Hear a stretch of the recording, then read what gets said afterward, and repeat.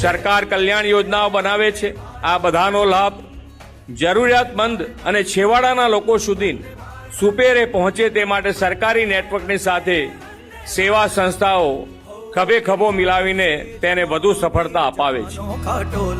વીર જવાનો ખાટોલા કદમ કદમ बढ़ा के જય હિન્દ એમાં સ્વથી ઉપર ઉઠીને સમાજ માટે માનવ જીવન માટે કામ કરવું અને આ જીવન એના માટે પ્રેરાવવું અને પ્રેરણા આપવી એ ખૂબ ખૂબ અભિનંદનને પાત્ર છે। ખૂબ અભિનંદનને પાત્ર છે।